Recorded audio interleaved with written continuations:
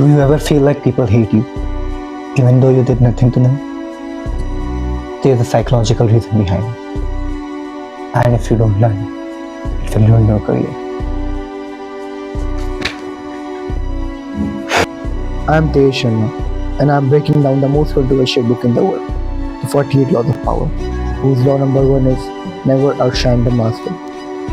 Here's the truth. Everyone has insecurities. When you show off your talents, you don't get respected. You stir up envy and resentment. You might think you are being impressive, but to those above you, you are slowly becoming a threat. In the game of power, making your boss inferior is the fastest way to get replaced. But how to display your talents without making enemies, and how to handle a master who is already out to get you.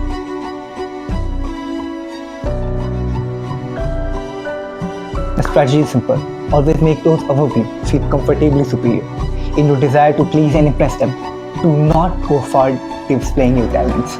Otherwise, you will only achieve the opposite, inspiring fear and insecurity. Make your master and superior more brilliant they are, and you will achieve the height of greatness. Let's look at the history books. In the early 1600s, the Italian astronomer Galileo was in a precocious spot. He depended on the generosity of rulers to fund his research, so he often gives his invention. He once gave a military compass to the Duke of Fontana and a dedicated book to the Mercedes. Both were grateful, but they paid him in gifts, not a steady salary. Galileo was stuck in the cycle of insecurity. He knew there had to be an easier way, and in 1610 he found it. He discovers the moon of Jupiter. But instead of splitting the credit among different patterns like before, he exclusively focused on Medicis. He claimed that these new moons were the Medicis brothers circling out their leader. He even presented an emblem of Jupiter with 4 stars to prove their links to heaven. Galileo turned the scientific discovery into a cosmic event. The result, his days were waking off over. He was soon made the court official philosopher with a full salary. Galileo won because he realized masters don't care about empirical truth, they care about their own glory.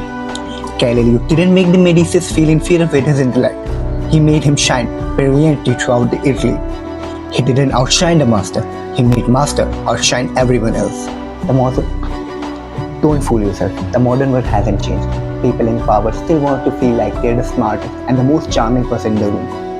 If you flaunt your talent way too much, they won't love you, but they will replace you with someone less intelligent and less threatening to their own ego.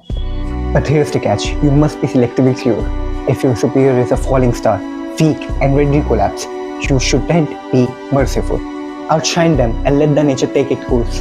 But if the master is stable in his position and you know you are more capable, take your time, power eventually fades. And if you play this right, you will outlive them, and one day, you will be the one in spotlight. That's all for today. See you in the next part where I'll explain law number 2. Never put too much friend in your friends and learn how to use your enemies. Until then, bye bye.